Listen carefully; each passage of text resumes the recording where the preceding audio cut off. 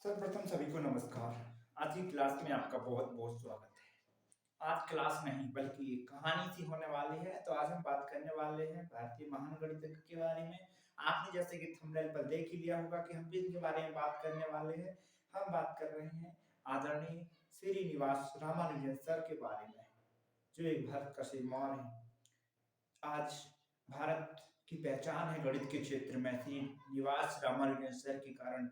आज इनकी जो इन्होंने जो रिसर्च की उनको आज भी उपयोग किया जा रहा है। तो ऐसे गणितज्ञ के बारे में हमें जानना बहुत आवश्यक है।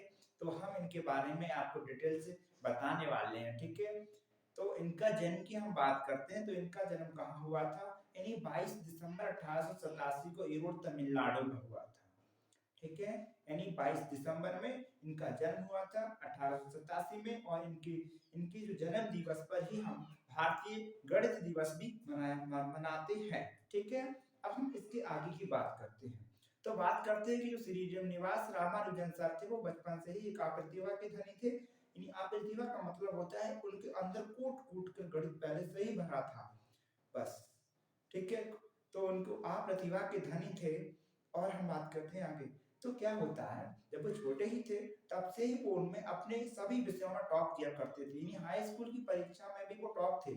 अगर एग्जाम्स कितने भी नंबर का हो, अगर मैथ का एग्जाम्स हो उसमें तो 100% स्कोर रहता था, 100 में से 100।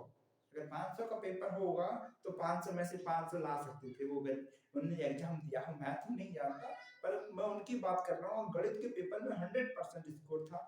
उनके बाद की अगर हम उनकी पढ़ाई की हम बात करते हैं तो उनकी पढ़ाई, एक बात ध्यान से सुने कि वो एक गरीब परिवार में ही जन्मे थे, ठीक है। गरीब परिवार में ही थे परंतु उनकी पढ़ाई में बहुत ही लगन थी, ठीक है, अपनी मैथ के प्रति। और वो हर समय अपने मैथ में ही काम करते थे।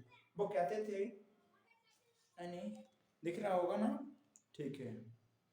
वो कहते थे कि मेरे लिए गणित के उस सूत्र का कोई मतलब नहीं है। क्या बोलते थे कि मेरे लिए गणित के उस सूत्र का कोई मतलब नहीं है जिसमें आध्यात्मिक विचार ना हो। ये बात मुझे बहुत प्रिय लगती है। वो हर फॉर्मूले को एक भगवान, एक एक उनकी ही देन समझते थे। और कहते हैं कि उनके जो सपने में आती थी, उनका देवी थी, उन देवी का नाम था नागमणि थायर। यानी नागमणि देवी थी जो उनके सपनों में आती थी। वो कहते थे, श्रीनिवास रामानुजन सर बोलते थे कि मुझे तो वो देवी मेरे सपनों में आती है, वो बताती है कि तुम ऐसा करो और मैं वो लिख देता हूँ और एक सूत्र तैयार कर देते हैं, ठीक है। तो इस प्रकार से उन्होंने अपने अपने बचपन से ही उन्होंने, जैसे कई समस्याएं थी जो हाई स्कूल जैसे टीचरों बनी, छोटे छोटे जब वो विद्यालय में पढ़ते थे तो उस विद्यालय में अपने टीचरों को भी परेशान किया करते थे। मैं कुछ समस्याएं आपको बताना चाहता हूँ कि वो किस प्रकार से बोला करते थे। देखिए, तो ऐसी ऐसी समस्याएं के बारे में, जैसे आपको ही मालूम होगा कि अगर हम 4 में 4 से डिवाइड करें तो 1 आता है। अगर 5 को 5 से डिवाइड करें तो 1 आता है। अगर हम बात करें कि 1000 को 1000 से डिवाइड करें तो 1 आता है। डिवाइड करने का मतलब क्या है, इस बात का अगर वैसे एकदम शब्दों में अगर बयां करना चाहें तो इनका मतलब होता है कि कोई 4 फल हैं, 4 फल के लिए अगर हम 4 लोगों में बांट देंगे तो एक एक फल सबको प्राप्त होगा। और इसका मतलब है कि 5 फल हैं अपने पास, अगर हम 5 लोगों में बांट दें तो सबको एक एक फल मिलेगा। अगर 1000 अगर आपके पास कोई फल है, अगर आप 1000 लोगों में बांट देंगे तो इस प्रकार से एक एक मिलेगा।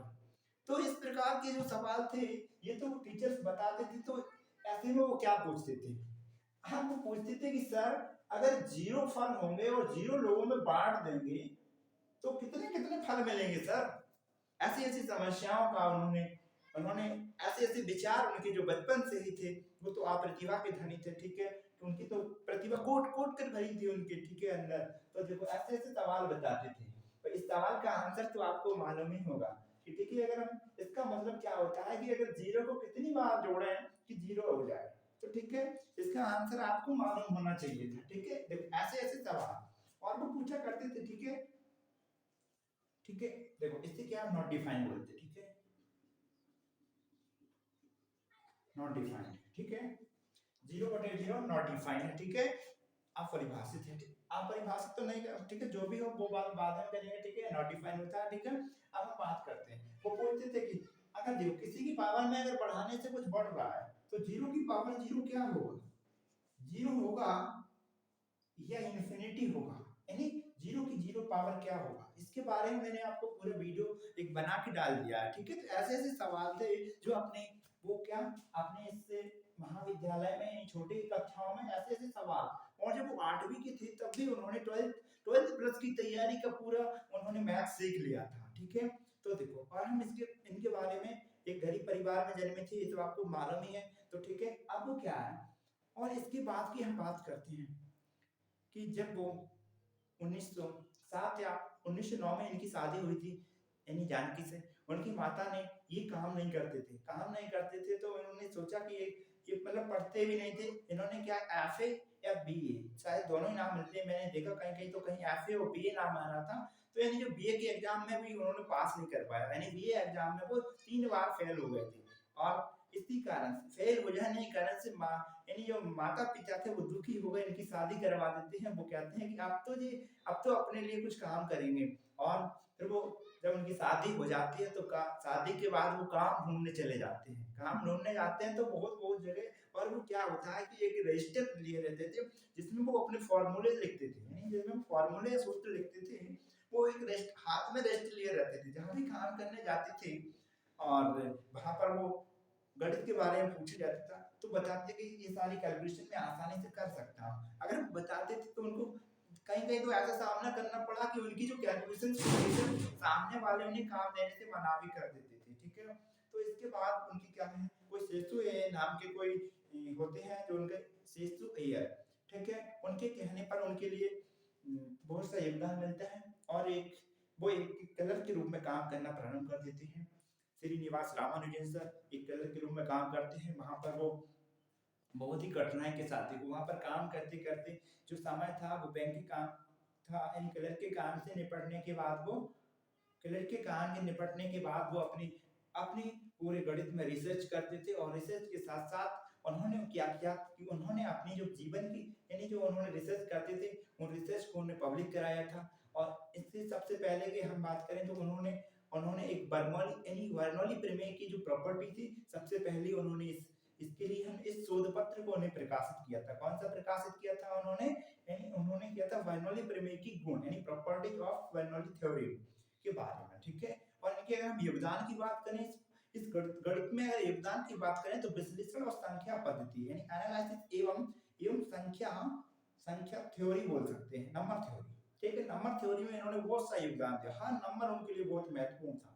हर नंबर, कोई भी नंबर हो उसका कोई ना कोई हल निकाल ही देते थे वो अपने लिए, ठीक है। तो तुमने सुना कि वो क्या बोलते थे कि मेरे लिए गणित के उस सूत्र का कोई मतलब नहीं जिसमें आध्यात्मिक विचार ना हो। क्या बोलते थे कि मेरे लिए उस गणित के सूत्र का कोई मतलब नहीं है जिसमें आध्यात्मिक विचार ना हो, ठीक है। और जो उनकी देवी थी नामगिरी थायर देवी थी, जो उनके सपनों में आती थी, वो फॉर्मूले बताती थी और उनको वो लिख देते थे और बाद में प्रूव करने के लिए छोड़ देते थे। अब हम बात करते हैं बहुत महत्वपूर्ण, उन्होंने क्या एक इनफाइनाइट सीरीज दी जिसके योग हम बात करते हैं। उसके योग उन्होंने देखो यानी देखो 1 2 3 से उन्होंने कोई सीरीज लिखना प्रारंभ किया, और उन्होंने देखिए कोई ऐसी उन्होंने सीरीज दी इनफाइनाइट और इसका योग -1/2। इसके लिए मैं किसी क्लास में आपको इसे सिद्ध करके बताऊंगा। इसके लिए प्लस वाले और माइनस वाले सीरीज को पहले समझना होता है, उसके बाद हम इसको प्रूव कर सकते हैं, ठीक है। -1/2, ठीक है। अब देखो इस वाली सीरीज भी दी, और देखो उन्होंने, अब इसकी हम बात करते हैं उस जीवन के बारे में, वास्तविक जीवन में जब उन्होंने अपने इस शिखर के बाद लगभग 1913 में वो क्या होता है कि उन्होंने अपनी कुछ प्रतियां इंग्लैंड भेजी, और सेसु अय्यर के कहने पर उन्होंने अपने हार्डी के पास कुछ ऐसी प्रतियां भेजी यानी शोध पत्र भेजे, और जिनसे वो प्रभावित हुए। और प्रभावित होने के कारण वहां पर जो हार्डी नामक कोई गणतज्ञ थे वहां के बहुत बड़े, और उन्होंने इन्हें बुलवाया। वहां पर बुलाने के बाद पाते हैं और साथ में उन्होंने काम किया। रामानुजन सर का स्वास्थ्य था वो थोड़ा खराब रहता था, यानी क्या बोलते हेल्थ अच्छा नहीं रहता था उनके लिए। और वहां पर उन्हें तुम्हें मालूम ही होगा क्योंकि वो यानी ईश्वर को बहुत ज्यादा मानते थे, यानी वह बहुत ही एक धार्मिक थे। कहते हैं कि जो साइंटिस्ट होते हैं लगभग नास्तिक होते हैं, लगभग होते हैं, मैं ये नहीं बता रहा हूँ कि सभी होते हैं, यानी बहुत ज्यादा होते हैं वो नास्तिक होते हैं। पर हमारे जो आदरणीय श्रीनिवास रामानुजन सर थे, वो एक एक आध्यात्मिकता से इतने जुड़े थे, इतना लगाव था उन्हें कि हर हर चीज में उन्हें ईश्वर की प्रति दिखाई, ईश्वर की नजर उसकी मतलब छवि दिखाई देती थी। उन्होंने अपने बचपन में ही, यानी बचपन में ही नहीं, पूरे जीवन में उन्होंने लगभग 5000 से अधिक थ्योरम को सिद्ध किया है और लगभग 3900 से अधिक प्रमेय यानी थ्योरम उन्हें दी है उन्होंने, ठीक है। और जब वहां पर वो चले जाते हैं तो उनका वहां पर क्या है कि उनके साथ बहुत अच्छे से काम करते हैं और उन्होंने उन्होंने तो एक क्या बोलते हैं फोल्ड का फॉर्मूला बना दिया और उन्होंने अपने एक नंबर वो आपको आता होगा कि रामानुजन संख्या है और उन्होंने कई कई ऐसी संख्या मॉक थीटा फंक्शंस की खोज की और लैम्डा रामानुजन स्थिरांक और रामानुजन सोल्जर था ऐसा कोई कोई सोल्डिनर सोल्डिनर स्थिरांक था उसके बारे में बताया था। और वहां पर कहा था एक जॉन थे उन्हें बोलते थे लिटिल लॉर्ड यानी लिटिल हुड और हार्डी बहुत ही उनके क्लोज फ्रेंड्स थे। उनके साथ उन्होंने मिलकर काम किया लंदन में लगभग 1913 से 1900 समथिंग 1920 के आसपास। वो स्वास्थ्य खराब हो जाता है तब उन्हें हार्डी मिलने के लिए आते हैं तो हार्डी उनसे बताते हैं कि मैं जिस गाड़ी से आया उस गाड़ी का नंबर था यानी 1729। बहुत ही वो बोलते हैं बहुत ही अलग नंबर था, बोलते हैं 1729। तो हाँ तब तब हमारे सर जी बोलते हैं ये नंबर तो बहुत ही अचंभा है। वो क्या बोलते हैं कि ऐसे नंबर यानी जो आपने बताया है क्या बताया है यानी 1729 यानी 1729 है, इसको हम दो संख्याओं के घनों के वर्गों के योग में लिख सकते हैं। कैसे लिख सकते हैं? अगर हम 1 का क्यूब कर दें और अगर हम 12 का क्यूब कर लें और इसे हम 10 का क्यूब प्लस 9 के क्यूब के बराबर हम लिख सकते हैं क्या 1729। और उन्होंने ऐसी और भी संख्याएं दी थी, ठीक है, जैसे 2 का क्यूब प्लस 16 का क्यूब और 9 का क्यूब और 15 के क्यूब के बराबर होता है। यानी 2 का क्यूब प्लस 16 का क्यूब यानी 2 का क्यूब 16 का क्यूब 9 के क्यूब प्लस और 15 के क्यूब लगभग कितना होता है 20,683 होता है, ऐसा ही कुछ होता है, ठीक है 683। ऐसे उन्होंने कई संख्याएं दी।